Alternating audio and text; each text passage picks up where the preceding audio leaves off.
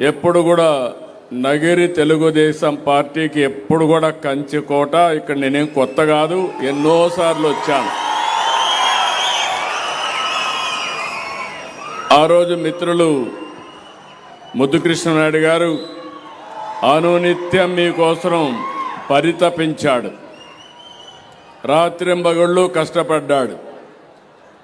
చివరి శ్వాస వదిలే వరకు ముద్దుకృష్ణనాయుడు గారు ఒక ఆదర్శంగా పనిచేశారు. అలాంటి ఆదర్శంగా పనిచేసిన ఒక నాయకుడిని స్ఫూర్తిగా తీసుకుని బాను ఇంకా బెటర్గా చేయాలి. ముద్దుకృష్ణనాయుడు గారు ఇక్కడే చదువుకున్నారు, ఇక్కడే ఉద్యోగం చేశాడు.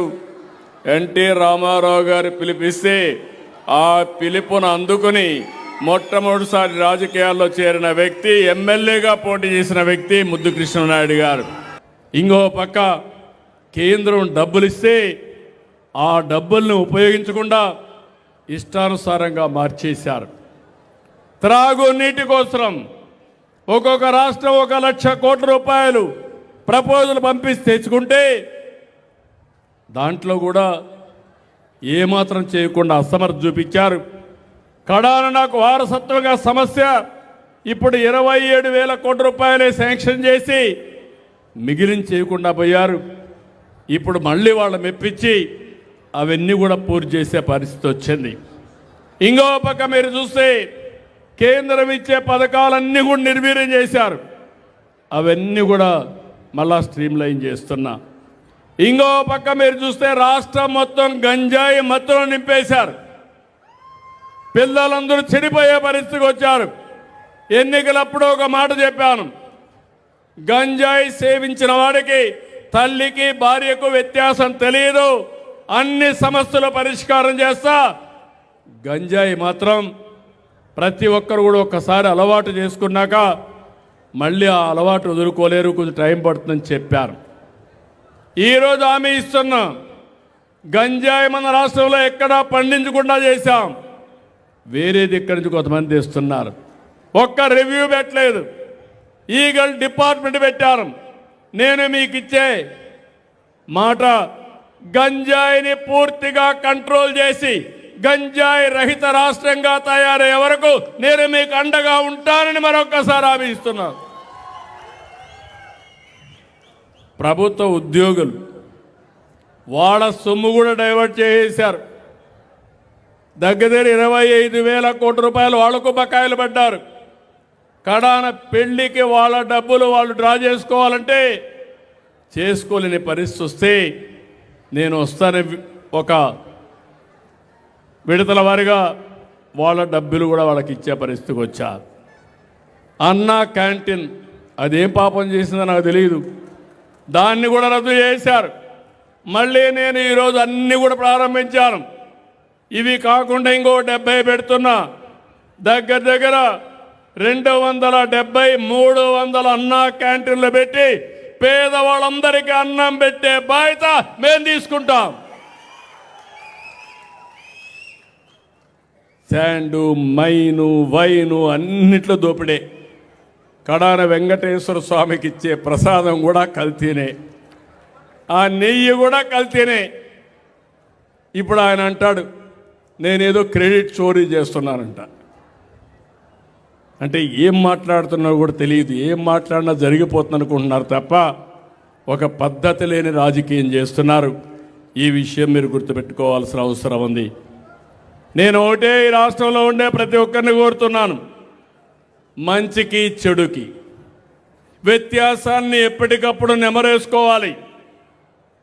రాజకీయ నాయకులే కాదు, సమాజంలో ఎవరైనా మాట్లాడితే వాళ్ళ మాటలను బేరీజ్ చేసుకుని మంచిని ప్రోత్సహించాలి, చెడును ఖండించాలి. అప్పుడే సమాజంలో మంచి జరుగుతుంది, మీకు భవిష్యత్తు ఉంటుంది. మీకే కాదు మన పిల్లలకు కూడా బంగారు భవిష్యత్తు ఉంటుందని మీ అందరికీ విజ్ఞప్తి చేస్తున్నా. అందుకే నేను ఒక యజ్ఞమారిగా తీసుకున్నా. నేను స్వచ్ఛమైన ఆలోచనలే తీసుకొస్తాను. నేను ఒక ఆలోచన చేశాను మన పోయినప్పుడు, దావోసుకు పోయినప్పుడు. మనలో శక్తి సామర్థ్యాలు కావాలి, చెడు మంచిని ఆలోచించాలి. అందుకని ఎప్పటికప్పుడు ఆలోచనలకి పదును పెట్టాలి. పదును పెట్టి మనం చేసే నిర్ణయం సరైన నిర్ణయమా కాదా అని మళ్ళీ మళ్ళీ ఆలోచించి ఏ సమయంలో కూడా సరైన నిర్ణయం తీసుకోగలిగితే ఈ రాష్ట్రానికి తిరుగుండదని చెప్పి కూడా నేను మీకు తెలియజేస్తున్నా. ఒకప్పుడు నేను స్కిల్లింగు, రీస్కిల్లింగు, అప్స్కిల్లింగ్ మాట్లాడేవాడిని. ఇప్పుడు నేను మాట్లాడేది థింకింగ్, రీథింకింగ్, రైట్ థింకింగ్. సమాజంలో ఒకటే ఉంటుంది మంచి, తాత్కాలికమైన ప్రయోజనాల కోసం కులము, మతము, ప్రాంతం, బంధువులని తప్పును కానీ మీరు ప్రోత్సహిస్తే, చెడు వ్యక్తులను మీరు ప్రోత్సహిస్తే అది సమాజానికి చాలా డేంజర్గా తయారవుతుంది. చాలామంది అనుకుంటారు నేను మాట్లాడితే ఎందుకు ఈయన మాట్లాడుతున్నాడని. నేను చెప్పకపోతే, మీలో చైతన్యం రాకపోతే ఈరోజు ప్రపంచంలో కొన్ని దేశాలు ఎట్లయితే నష్టపోయాయో మొన్నే మనం 5 ఏళ్ళు చూసాం. ఆ 5 ఏళ్ళు కూడా ఇదే మాదిరిగా పనిచేసి ఉంటే ఈరోజు దక్షిణ భారతదేశంలో మనం నెంబర్ 1గా ఉండేవాళ్ళం. ఇప్పుడు లాస్ట్లో ఉన్నాం. నేను అందుకనే మిమ్మల్ని అందరినీ ఒకటే కోరుతున్నా, మీకు పదే పదే చెప్తా, చెప్పింది వినండి. నేను చెప్పింది ఏది రైట్ అయితే ఫాలో కండి. ఈ రాష్ట్రాన్ని బాగు చేసే బాధ్యత నాది, దాన్ని అమలు చేసే బాధ్యత మీ అందరిదని పిలిపిస్తున్నా. ఈరోజు టెక్నాలజీ ఉంది, ఒకే మాట చెప్పి ముగిస్తా. టెక్నాలజీ ఉంది. Technology is a game changer. ఒకప్పుడు సెల్ ఫోన్ లేవు, కనెక్టివిటీ లేదు. ఈరోజు మీకు ఏ సేవలున్నా వాట్సాప్లో నేరుగా ఇస్తున్నా. రెండవది, ఏ పెన్షన్ ఇచ్చినా, రేషన్ ఇచ్చినా, ప్రభుత్వ సేవలు అందించినా, అన్నా క్యాంటీన్లో భోంచేసినా నేను ఎప్పటికప్పుడు అధ్యయనం చేస్తున్నా, సక్రమంగా వ్యవస్థ ఉందా లేదా అని. మీ ఇంట్లో చెత్త తీశారా లేదా, తీస్తే ఏ విధంగా తీశారని అడుగుతున్నా. ఎక్కడన్నా డబ్బులు అడుగుతున్నారా అని కూడా నేను అడిగే పరిస్థితికి వచ్చా. దేనికోసం ఎన్ని చేస్తున్నానంటే టెక్నాలజీ ఉపయోగించి మీకు ఇబ్బంది లేని పరిపాలన, సుపరిపాలన ఇవ్వాలని. ఒకప్పుడు ఈజ్ ఆఫ్ డూయింగ్ బిజినెస్ మాట్లాడాను, ఇప్పుడు స్పీడ్ ఆఫ్ డూయింగ్ బిజినెస్ మాట్లాడాను. నిన్న మొన్న ఒక మాట చెప్పాను, స్పీడ్ ఆఫ్ డెలివరింగ్ గవర్నెన్స్. పనులు చేయడం, తొందరగా చేయడం, మీకిచ్చే సంక్షేమ కార్యక్రమాలు ఎక్కడ కూడా ఇబ్బంది లేకుండా ఇవ్వడం, ఇలాంటివన్నీ చేసి మేము ముందుకు పోతున్నాం. నేను అందుకే మీరందరూ టెక్నాలజీ ఉపయోగించుకోవాలి. మనం కానీ టెక్నాలజీ ఉపయోగించుకొని సరైన నిర్ణయాలు కరెంటు విషయంలో కానీ అభివృద్ధి విషయాల్లో చేసుకుంటే బ్రహ్మాండంగా మనం ముందుకు పోయే పరిస్థితి వస్తుందని చెప్పి కూడా నేను మీకు తెలియజేస్తున్నా. ఇక్కడికి వచ్చినప్పుడు ఈ ప్రాంతాల్లో మనం చూస్తే కరియ మాణిక్య స్వామి ఆలయం కూడా ఒక విశిష్టమైన ఆలయం. గజేంద్ర మోక్షం జరిగింది కూడా ఇక్కడే అంటారు. శ్రీ మహావిష్ణువు గజరాజుని మొసలి బారి నుంచి కాపాడిన, రక్షించిన ప్రాంతం ఈ ప్రాంతం. ఈ టెంపుల్ను కూడా బాగా, ఇంతటి పుణ్యభూమి, దీన్ని కూడా కాపాడుకోవాలి. ఆ పుణ్యభూమిలోనే 2024 ఎన్నికలు ఒక హిస్టారికల్ ఎన్నికలు జరిగితే బ్రహ్మాండమైన మెజార్టీతో గెలిపించిన మిమ్మల్ని మరొక్కసారి అభినందిస్తున్నానని చెప్పి కూడా నేను మీకు తెలియజేస్తున్నా. నేను పూర్తిగా భానుకు అండగా ఉంటా, అన్ని విధాల పనులు చేస్తాం.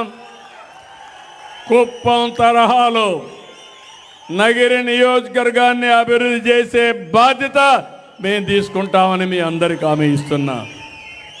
మున్సిపాలిటీల అభివృద్ధి కానీ, రోడ్ల వ్యవస్థ కానీ, ఇంకో పక్క రిజర్వాయర్లు కట్టించడం కానీ, ఇంకో పక్క ఇండస్ట్రీ క్లస్టర్స్ అయితే వడమాలపేట దగ్గర ఎలక్ట్రానిక్ క్లస్టర్ ఒకటి, కోసల్ నగరంలో ఒక పెద్ద జలాశయం ఒకటి, అదే మరి అక్కడ కూడా ఇండస్ట్రీస్ పెట్టించడం ఒకటి, ఇవన్నీ చేస్తాం. మీరు కూడా, నేను అందుకే భానుగారిని కోరుతున్నా, ఎప్పటికప్పుడు ఇక్కడికి ఉండాలి, నర్చర్ చేయాలి. ఇదొక చరిత్ర. రెండోది, ఇక్కడే ఈ నియోజకవర్గం నుంచి జిల్లా పార్టీ అధ్యక్షుడిగా షణ్ముగ రెడ్డిని కూడా పెట్టాం. ఒక వెనుకబడిన ప్రాంతాల అభ్యర్థి. ఈ నగరి నియోజకవర్గంలో పార్టీకి సిన్సియర్గా ఉన్నారని నేను రాజకీయాలు మాట్లాడడం లేదు. ఇక్కడి నుంచే ఒక నాయకత్వాన్ని మీకు ఇచ్చామని చెప్పి కూడా నేను మీకు తెలియజేస్తున్నా. అందుకే నేను మిమ్మల్ని అందరినీ కోరుతున్నా, నగిరి నాకెప్పుడు కూడా అండగా ఉండే ప్రాంతం, నేను చిన్నప్పటి నుంచి కూడా ఆదరించిన ప్రాంతం. మిమ్మల్ని పూర్తిగా అభివృద్ధి చేసే బాధ్యత మాది. మేము చెప్పిన మంచి పనులు ఫాలో అయ్యే బాధ్యత మీదని మరొక్కసారి అందరికీ విజ్ఞప్తి చేస్తూ అందరికీ నమస్కారాలు.